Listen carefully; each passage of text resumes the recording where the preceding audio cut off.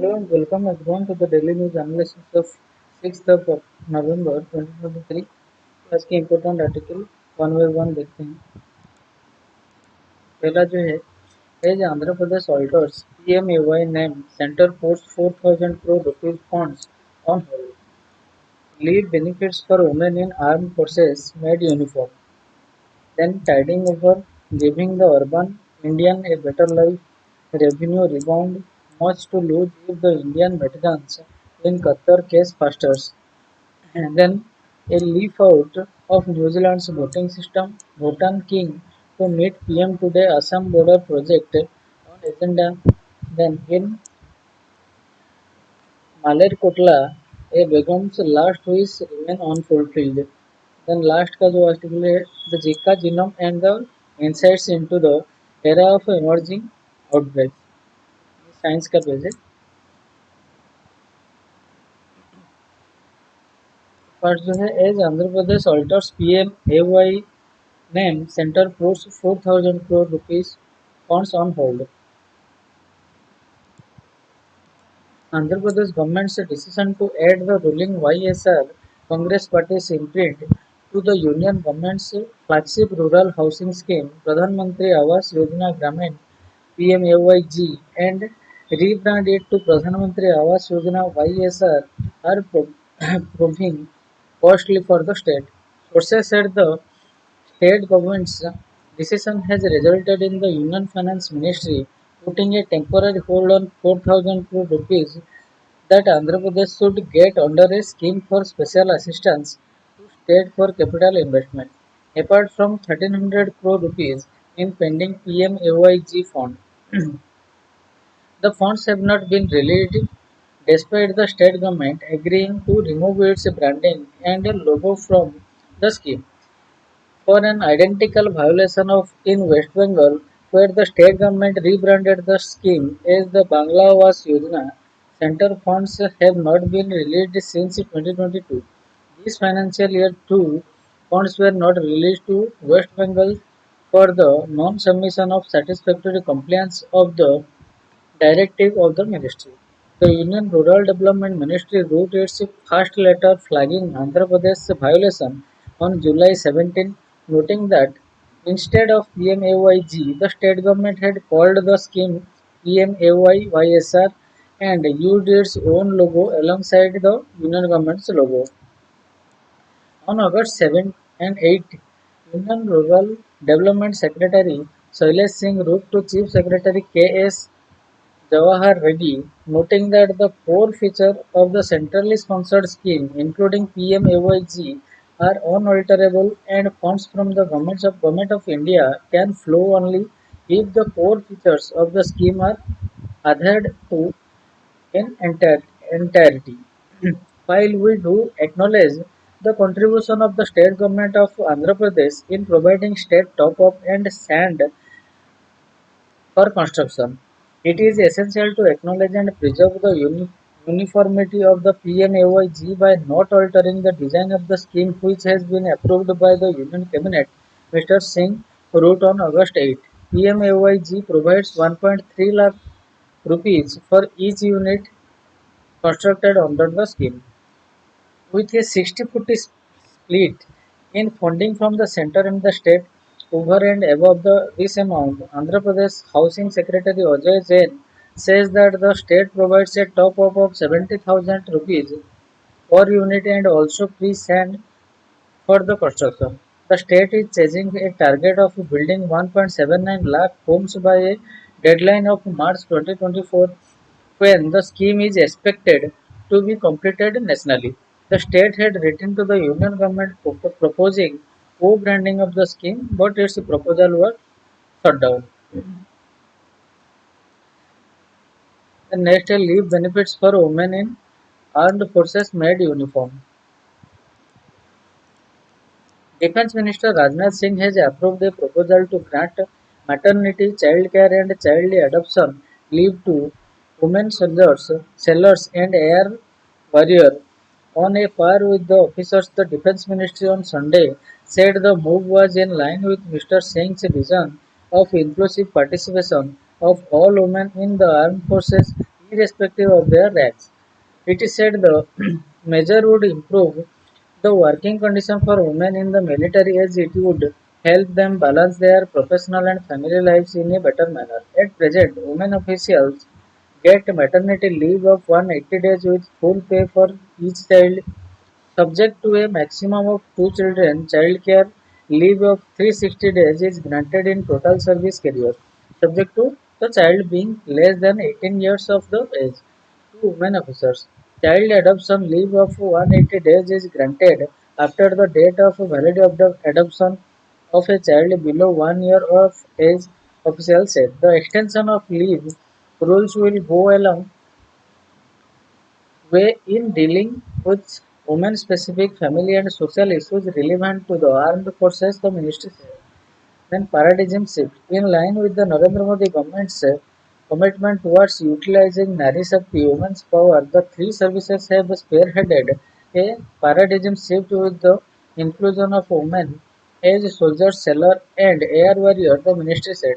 With the recruitment of women's Agniveers, the armed forces will be empowered with the bravery, dedication, and patriotism of women soldiers, sailors, and air warriors to defend the land, sea, and air frontiers of India, it is said.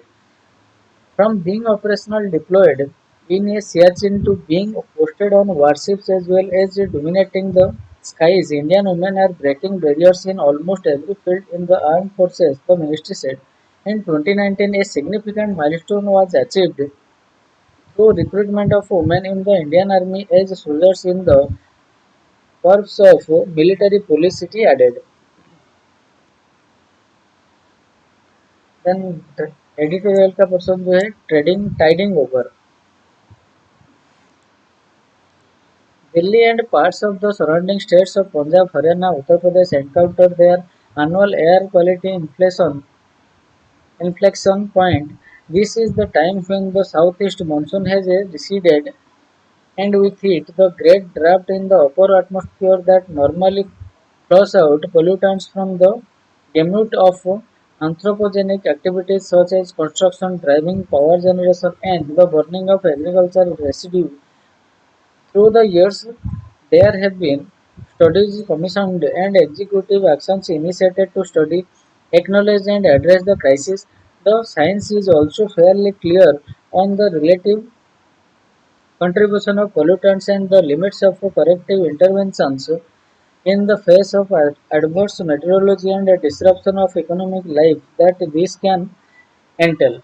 The consequences of this is that the air pollution crisis has now devolved into a stalemate. The Commission for Air Quality Management (CAQM), which is tasked with addressing the causes of air pollution in Delhi and adjoining states, is now a body packed with expertise but whose powers are limited to evoking and recommending grades of measures depending on the degree of deterioration in the air quality. While the CAQM pointed out as recently as October 31 that the Delhi average air quality in Delhi from January to October of this year was the best in the last 6 years, it elites the fact that the number of days in November when the air quality becomes a severe over 450 AQI has remained roughly the same. Thus, in 2022, the air quality index was in the severe category in the first fortnight of November for 3 days, the same as 2021, 2020, and 2019. While there is greater awareness and action to curb the sources of pollution, November, which has in recent years emerged as the critical month for pollution, remains to be tamed. Incidents of stubble burning in Punjab, Haryana, and Uttar Pradesh this year have been roughly half that when compared to previous years, though the weeks ahead are expected to see more such activity while the measures earlier have seen an institutionalized response to tackle the air pollution. It is now time for a concerted approach to address these challenges of November. Beyond stubble burning, this means addressing the more daunting challenges of vehicular pollution and construction dust. While urban Delhi could have always blamed The distant farm fires for the pollutant pollution crisis tackling November may mean hard measures and greater inconvenience. Bodies such as the CAQM have to assert their independent credentials and ensure greater coordination and compliance within Delhi and the surrounding states to address the challenge.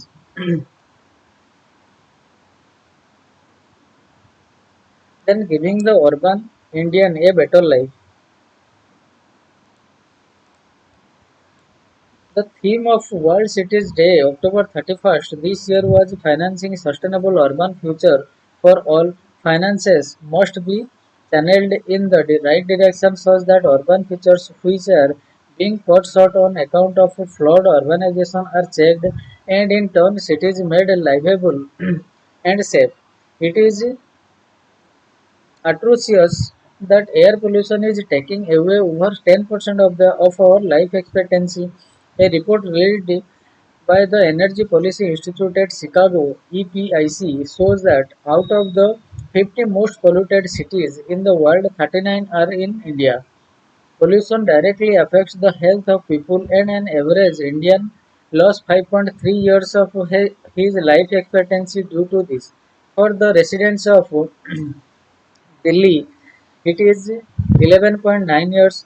The data only highlights the need for policy shift to ensure better and livable futures. Pollution results in burning eyes, irritation of nose and throat, coughing and choked breath, and asthma, apart from causing cardiovascular diseases. Recently, a media report labeled air pollution in Mumbai as death by breath due to very unsatisfactory air quality index level. Bad air is not limited to the Indo-Gangetic plains anymore, where the argument of inversion of temperature and slowing down the wind speed was considered as a factor for poor air quality. The situation is getting to be bad even in India's coastal cities. The expansion of a grey infrastructure. Why is the problem so acute?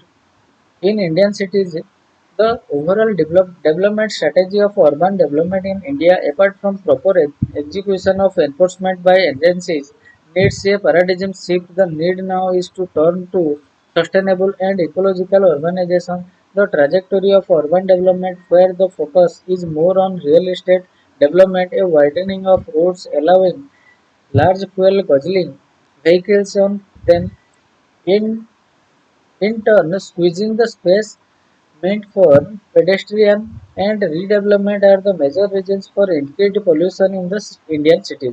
Road dust, concrete batching, polluting industrial units and their extension in the cities, and vehicular emissions are key factors too. It is estimated that motorized transport alone in the cause for 60% for urban pollution. The green law of the cities, water bodies, urban forests, and green cover of on urban commons and urban agriculture have all reported shrinkage, even as grey infrastructure has seen rapid expansion. Hence, the priorities need to be set right. During winter in North India, there is a hullabaloo over the burning of a paddy straw called pareli as being the cause for smoke and particulate matter. This is partially true. The burning of paddy primarily in Haryana and Punjab only escalate the problem, but this is only a small and seasonal part of the problem. India's automobile market has risen in value from $100 billion and is expected to touch almost $160 billion by 2017, registering a growth of 8.1% between July 2023 to September 2023. Passenger and commercial vehicles sales touched 13 lakh 22,818 units. While this figure is not only limited to urban India, it is clear that such growth must serve as an impetus to the new design of and direction to urban development. Widening roads in turn inducing people to buy more cars while ignoring the fact that traffic stalls are increasing each day, thus leading to more pollution level is not the way to go. Construction activities, which are on the rise in almost every Indian cities, contribute to roughly 10% of air pollution in the national capital region. There are hardly any steps being taken to monitor and control construction activities with the formulated standard operating procedures. City residents, unfortunately, have hardly any participatory role and are forced to become passive bystanders in the urbanization process. Focus on public transport. There is a compelling need to have an alternative strategy of city building where the focus is on more public transport having secure pedestrian path and bicycle lanes with the creation of a post of a bicycle officer and regulating construction activities through standard operating procedures. There needs to be good public transport with investment in buses for towns and cities. It is estimated that nearly 10 lakh buses would need to be added to the existing bus fleet in cities to meet the demand for urban mobility. There must be farm initiatives that emulate the Jawaharlal Nehru National Urban Renewal Mission. Public transport must be made accessible and affordable to people 85% of whom are in the informal sector. Strong steps need to be taken to control private motorized vehicle movement in the cities. A congestion tax being levied on private car owners driving during the peak hours can be thought of. Likewise, an odd number even number plate formula can be another important intervention. Some cities have a no car day on certain days. An example that should be put into practice by those in power and with influence. City leader, the elite as well as the state chief ministers should use public transport at least once a day as an example of token motivation. Transitioning to green vehicle is important. Delhi has a graded response action plan or GRAP, a set of anti-air pollution measures. The moment air quality deteriorates, there are four different sets that get activated based on the quality of air. Such a mechanism must be adopted in other Indian cities as well. There should be zero acceptance of industrial pollution and real-time monitoring must become a reality. There must be strict supervision by residents instead of waiting for the statutory bodies to react, which urban local bodies can ensure. Urban commons, ponds, water bodies, urban forest, parks, playgrounds are another major area that should not at all be allowed to be taken over by either public or private bodies for private gains. Urban communities must protect nature and expand them. Ian M.C. Hug, influential book written in the 1960s, Designing with Nature, synthesized and generalized ecological wisdom shaping landscape planning and design as a way to build our cities. However, our urban development strategy has been in the inverse of that. Massive land use changes and the handing over to open space to real estate developers do not look to be ending anytime soon. Redevelopment across the country has resulted in pollution. A city's ecology is one of the first casualties, and there is hardly any meaningful afforestation within the city. Planting trees 50 kilometers away from the city does not help in curtailing pollution in the city, strengthening governance. So-called solutions such as smog towers or even watering roads are just cosmetic. People's empowerment through the city governance architecture is a firm step forward. Pollution guides and standard operating procedures for various line departments and agencies must not only be made readily available to the people but should also become a part of the way of life in the city. When certain standard operating procedures were enforced without breaking challenged during the COVID-19 pandemic period, should not people come forward now and support implementation of the odd number, even number plate formula or even a no car day every week?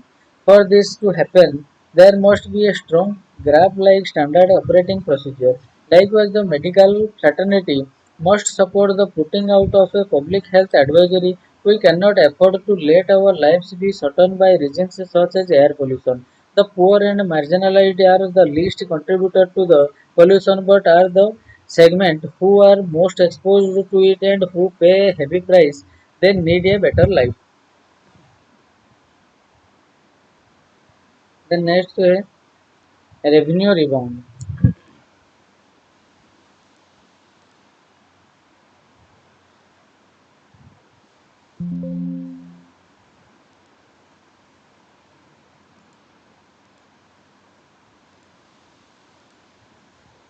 Gross goods and service taxes GST revenue hits in their second highest monthly tally in October at a little over 1.7 lakh crore rupees, breaking a few long and short term trends to the start with.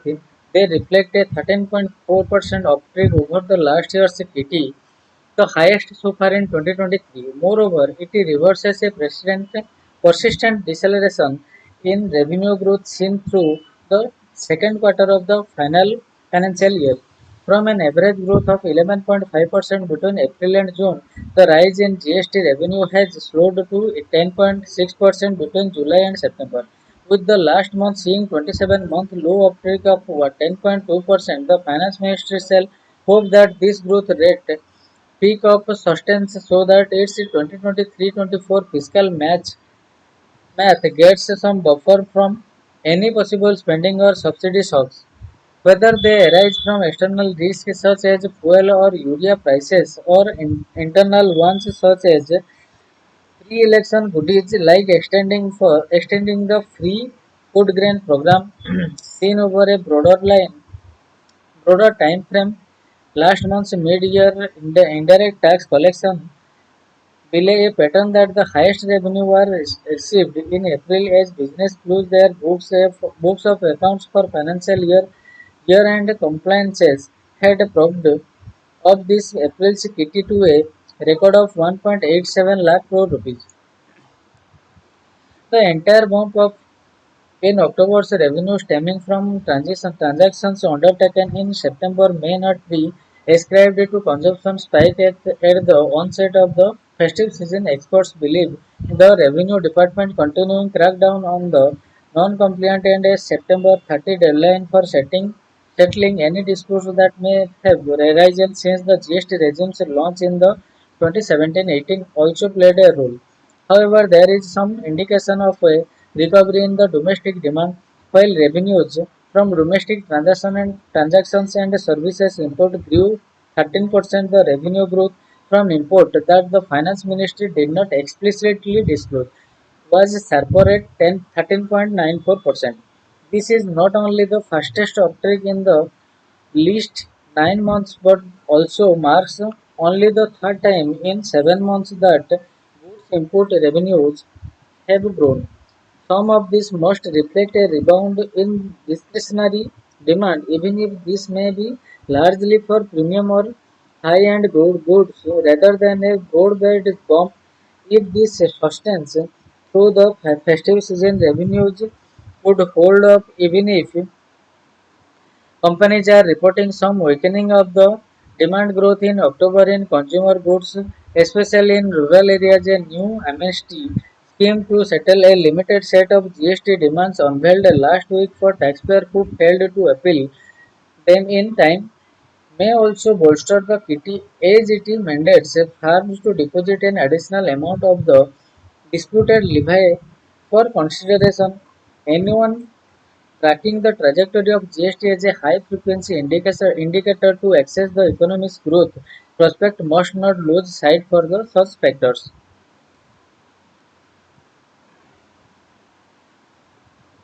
The next time must to lose if the Indian veterans in Qatar case festers.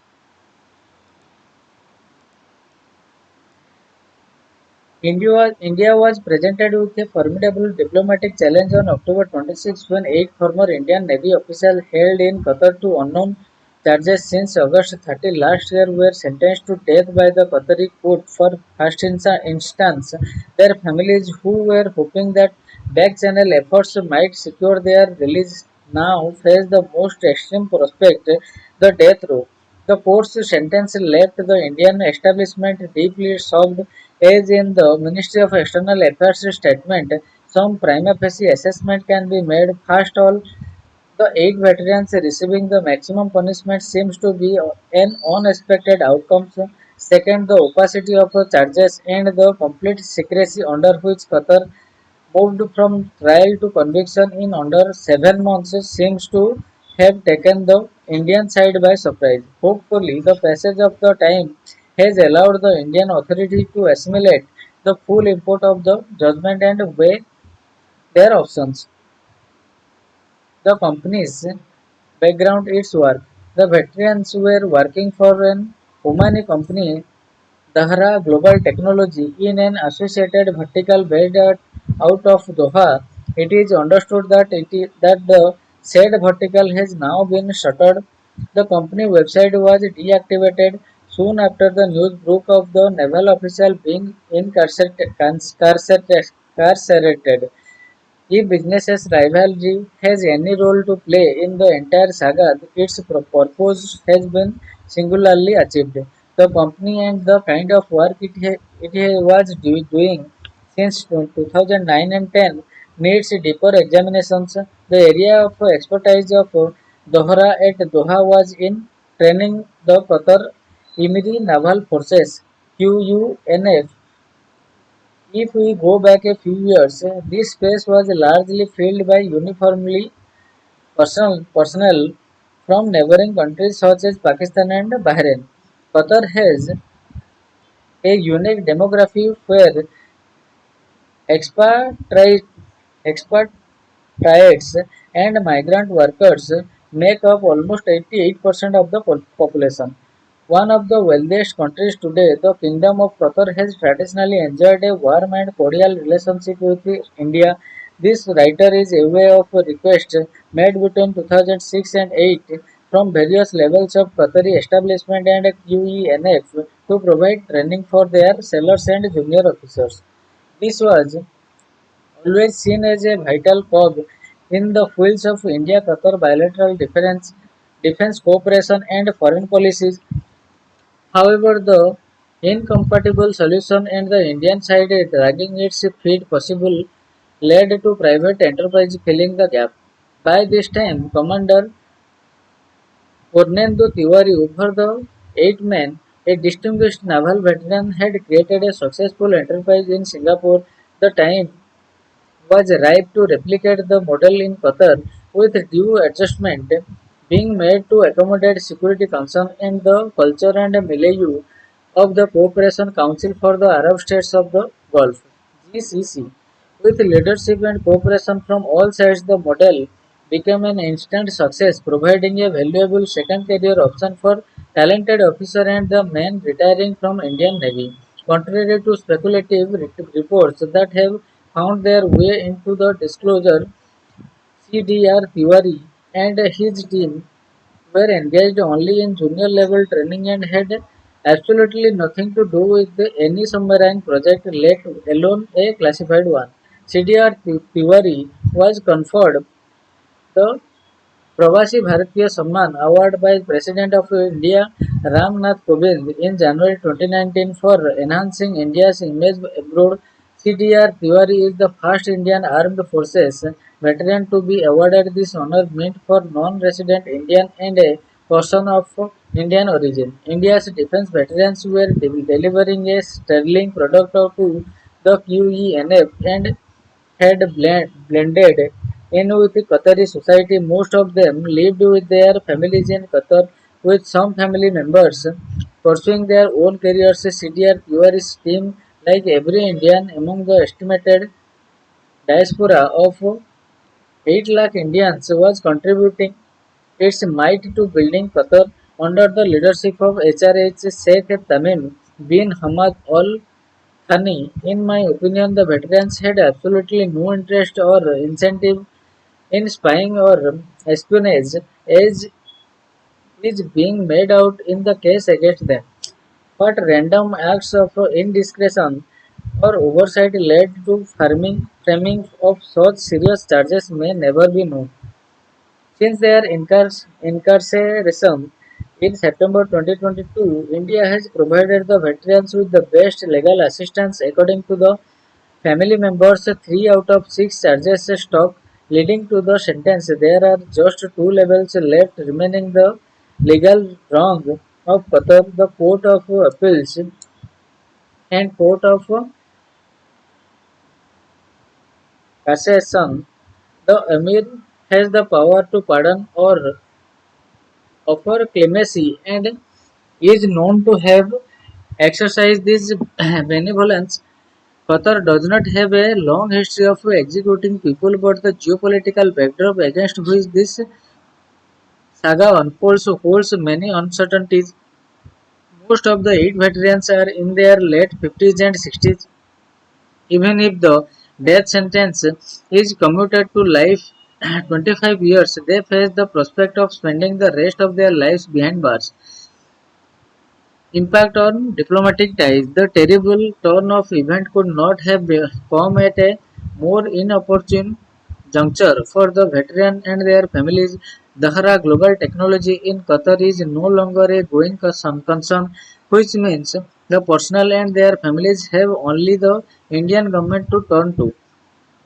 Indians, India's nuanced position on the ongoing Israel-Hamas war and support to Palestinian cause will be put to the test against Qatar's emerging role in working out a reapproachment between the Arab world and the Israel, even as world leaders weigh their options. India's relationship with Qatar will head south if the diplomatic row is not settled on mutually acceptable terms. Despite the best legal and diplomatic assistance extended by India, the court pronounced its judgment. Qatar is a friendly foreign country and there is an existing bilateral agreement to expatriate convicted citizen. However, Article 4 of the agreement excludes the death penalty. India's status in the global south, just as the Qatar's in the GCC, owes much to the visionary leader of both countries. There is much to lose if this case festers. It will be far worse if the sentence is executed or space left behind by Dohra. Global is occupied by radical elements inimical to both countries. I have hope that the Indian political leaders will rise to the challenge and appeal to the Emir's benevolence to consider a complete and unconditional pardon for all 8 naval veterans. This will be in the best interest of the both countries. Unprecedented situation call for unprecedented leadership. The solution to extremely complex problems is often just a few phone calls away.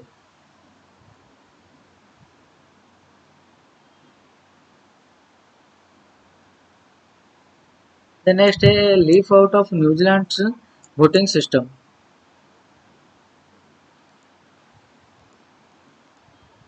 At first glance, Odisha and Auckland seem worlds apart. They differ starkly in the Human Development Index, education levels, and socio-economic indicators.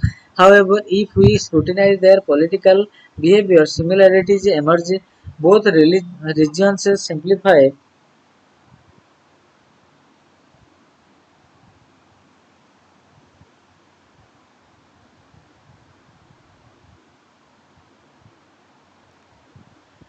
Regions exemplify the concept of split voting. This offers a nuanced understanding of voter behavior and the efficacy of electoral system. Odisha's unique setup of concurrent Lok Sabha and state assembly election demonstrate the electorate differentiated political choices. Odisha held a simultaneous election in 2019. Voters cast both their votes on the same day but split their voting patterns. Considering the Lok Sabha votes, the Biju Janata Dal led in 88 out of 146 assembly constituency. However, on the same day for assembly votes, the BJD won 113 out of 146 assembly constituencies. The difference amounted to 25 seats and almost a 2% vote share for the BJD. The MMP system. India follows the fast past the post voting system while New Zealand uses the mixed member proportional MMP system. Under MMP voter cast two votes a party vote that determines the overall composition of the 120 seat parliament and the electoral board to elect a local MP for their geographical constituency. The FPTP method decides the local MP election. There are 72 electorate seats and parties fill the other 48 list seats. Each party submit a ranked party list to Electoral Commission of New Zealand before the polls. Parties then elect candidates from this list as the list MPs.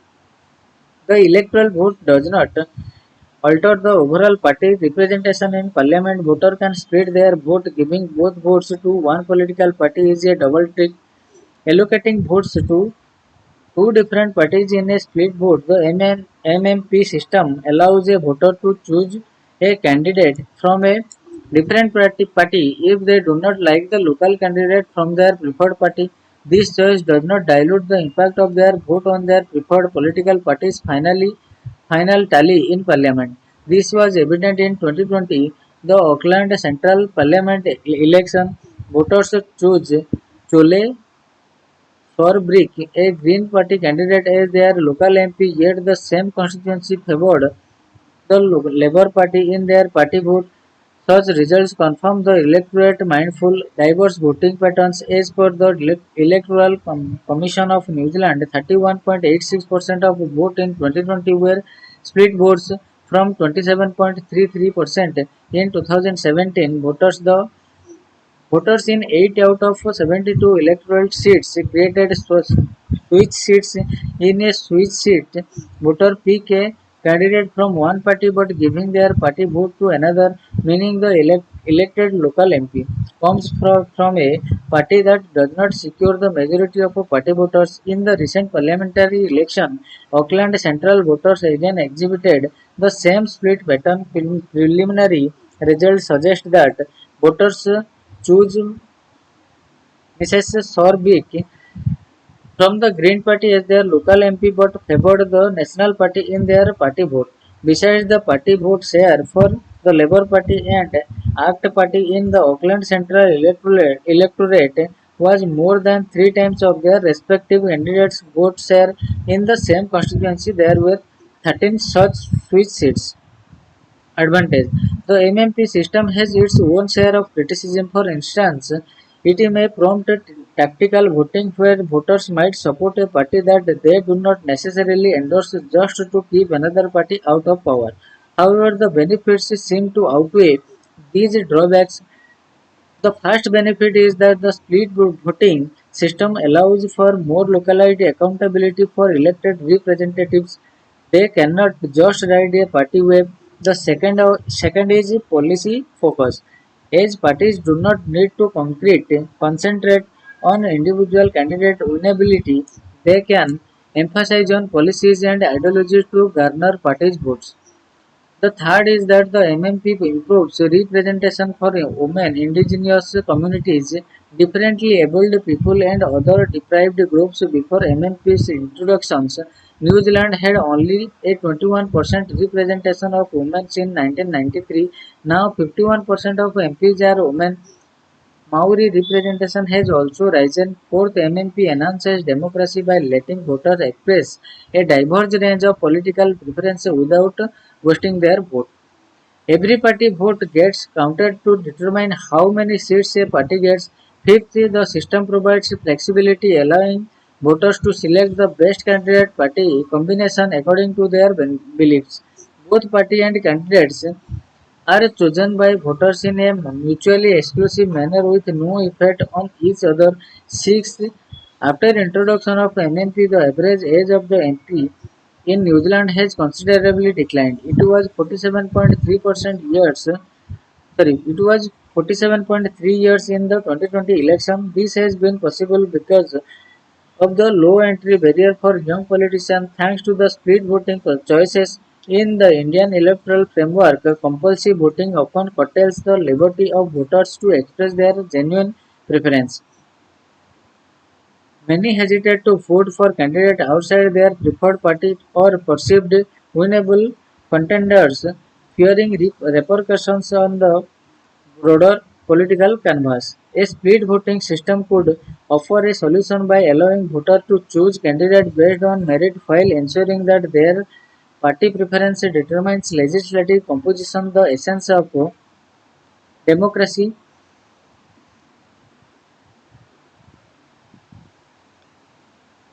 lies in offering nuance and, if need be, diverse choice. The ability to distinguish between the candidate and party signifies a mature democracy, although historically the Indian electorate might have been wary of split voting. Contemporary political behavior, as seen in Odisha, indicates an eagerness to embrace such nuanced choices. Then Bhutan King to meet PM today, Assam border project on agenda. Bhutan's fourth king, Jimmy Khesar Namgyel Wangchuk, landed in Delhi on Sunday ahead of talks with Prime Minister Narendra Modi on Monday, a fortnight after Bhutan and China signed an agreement on the border delimitation process in Beijing. While the border talks will receive the most interest in New Delhi, given India's concern over Doklam, the king's visit is understood to be prompted by an ambitious project Bhutan's plan on the border with Assam and Gilipur in Delhi. The Bhutanese king was received at the airport by External Affairs Minister S. Jaishankar, National Security Advisor Ajit Doval called on him at the hotel. The visit will further strengthen close bonds of friendship and cooperation with a valued partner, said Ministry of External Affairs spokesperson Arindam Bagchi, without adding any details of issues expected to be raised during the talks. The Bhutanese king flew to Delhi from Guwahati, which was the first ever official visit by a Bhutanese monarch to Assam. He discussed the connectivity and infrastructure initiatives with Chief Minister Himanta Biswa Sarma, including plans for the first time India-Bhutan rail link, a 57-kilometer line connecting a Kokrajhar and a Galipu, where Bhutan plans to build an international airport. He will fly to Mumbai later this week and is expected to meet with various business and industry leaders to speak about the collaboration and investment in Galipu project, also called the Sapang District Special Economic Zone. On December 17, Bhutan's National Day, the king is expected to formally announced the project and his visit to India before that is a significant indicator of Bhutan's hope for India's involvement in the regional hub project. Sources said the Sarpang SEZ would retain uniquely Bhutanese characteristics including cultural and spiritual centers and environmentally sustainable businesses that also incorporate high technology in innovations and would seek create jobs for Bhutanese youth who are moving abroad due to lack of opportunities within the country. In July, Foreign Secretary Quatra traveled to Delhi to hold talks and received a full briefing on the project. Special friend, the first leader that His Majesty the King discussed the Galepu project with the Prime Minister Narendra Modi. Bhutan's Prime Minister Lutaya Sering told the Hindu in an interview last month about the plan to build Galepu as a gateway city. After the meeting between the two leaders, we understand India will give Bhutan all support that will be required. Dr. Sering added, this is King Jigme Khesar's second trip to India this year after his visit in April, which had also closely followed the announcement of progress in Bhutan-China talks on resolving their border issues. The talks set off alarm bells in Delhi over the prospect of India's special friend and neighbor, which does not at present have diplomatic ties with China, becoming more closely involved in trade and tourism with Beijing, while also sealing a border deal that could bring the Chinese PLA into closer range of the Indian border.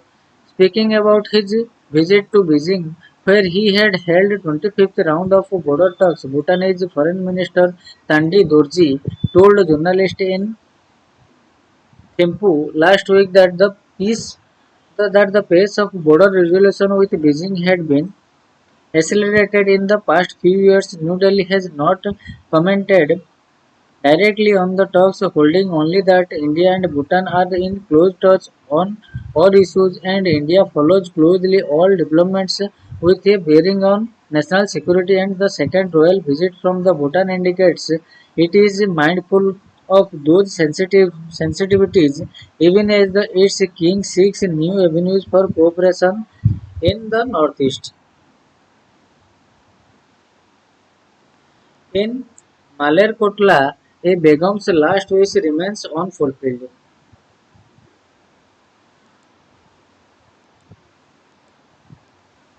The ruins of 19th century palace Mubarak Manzil in Malerkotla town of Punjab indicates a state neglect and apathy towards its heritage.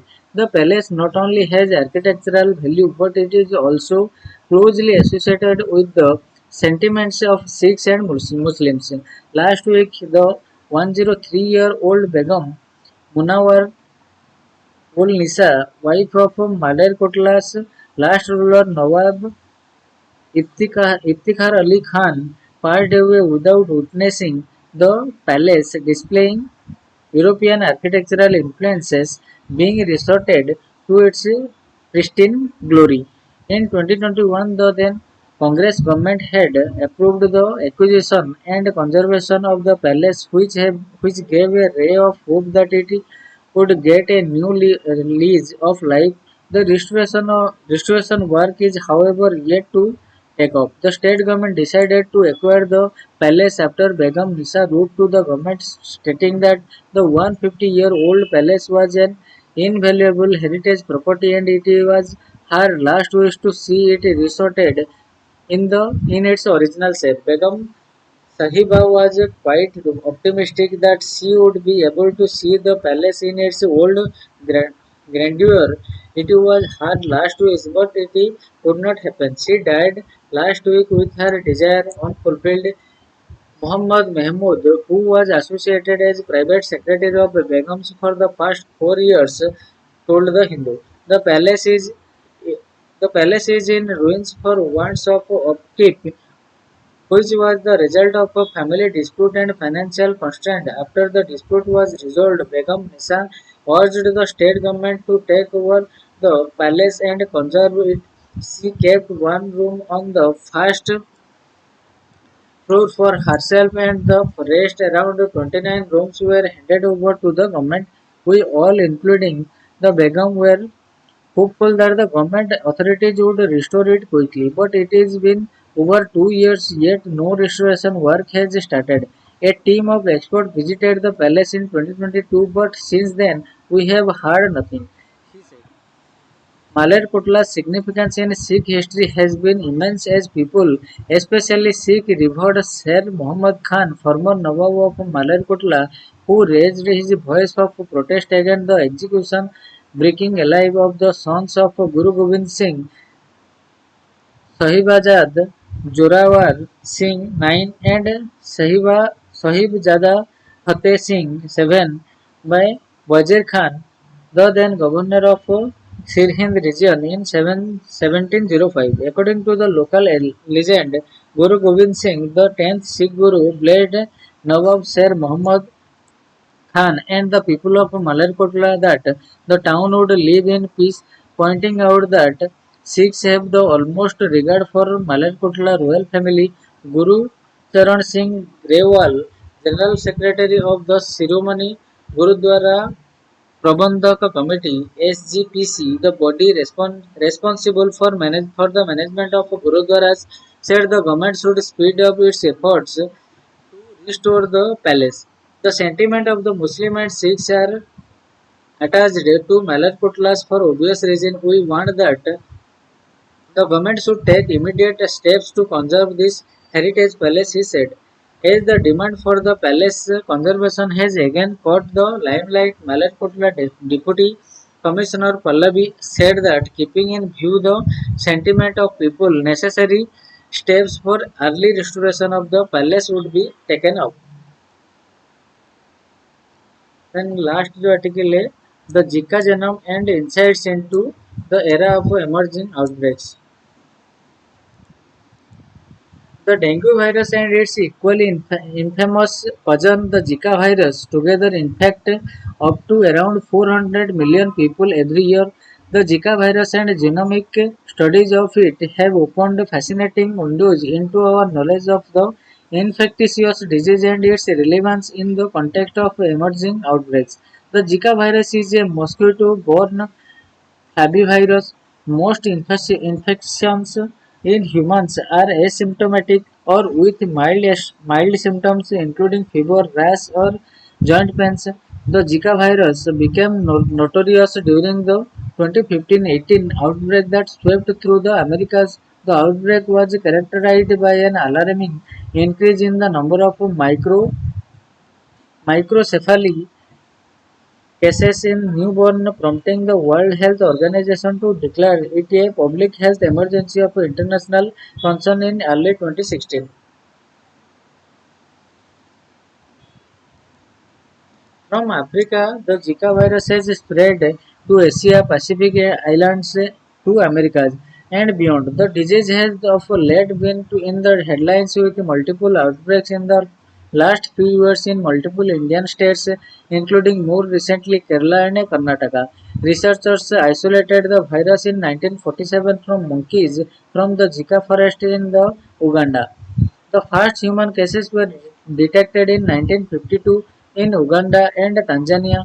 There have since been multiple outbreaks around the world but largely confined to the tropics.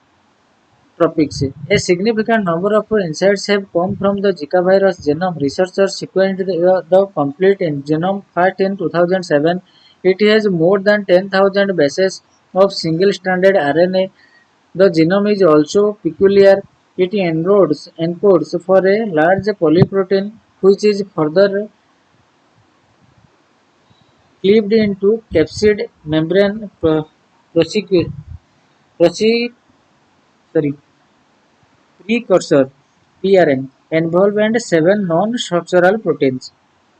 The diagnosis of Zika virus infections is mostly through genetic testing. An antibody-based test would be complicated because antibodies produced by the infection can cross-react with those of the dengue, DENV, yellow fever, and West Nile viruses. Epidemiology and surveillance. The Zika virus has an RNA genome and thus a very high potential to accumulate mutation.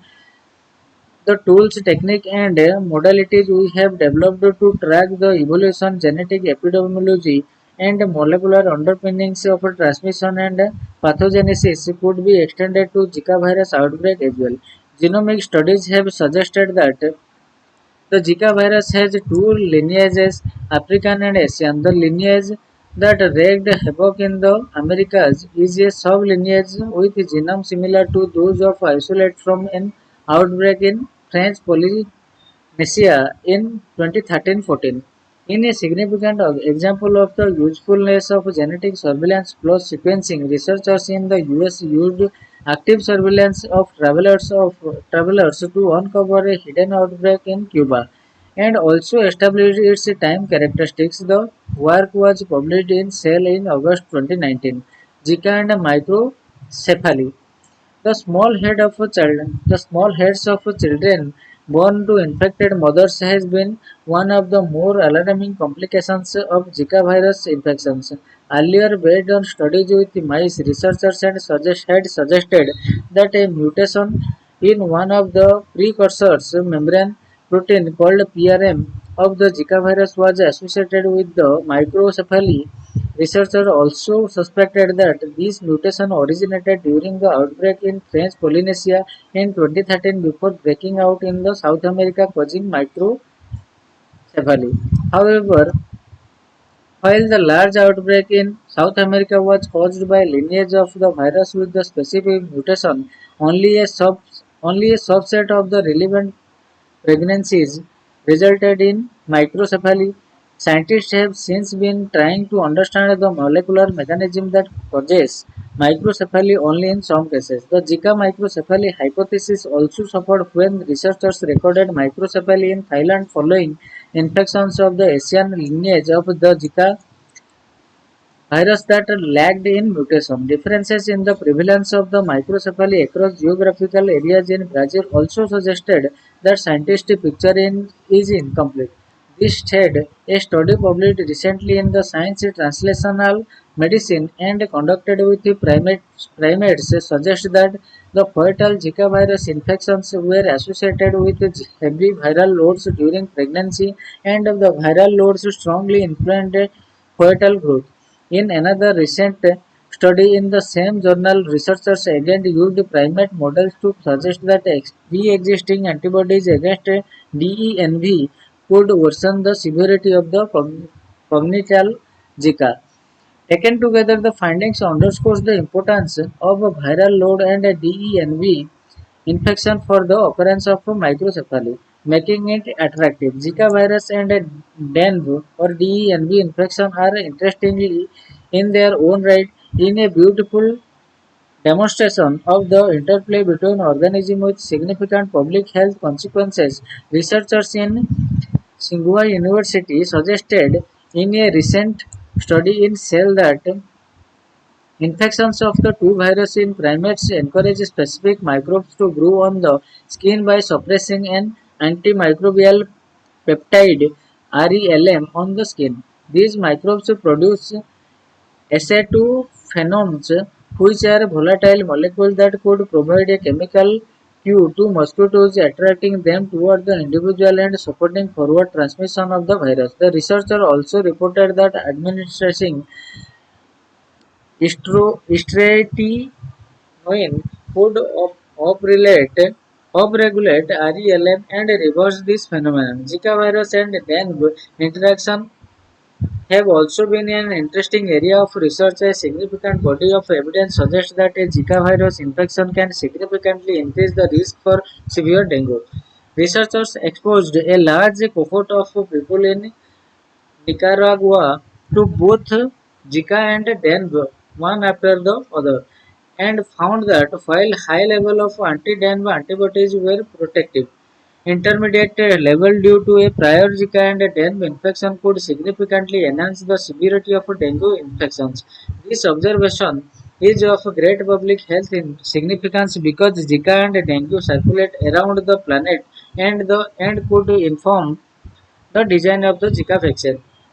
As climate changes help drive the spread of vector-borne disease and global warming bring environmental conditions that favor them to new place.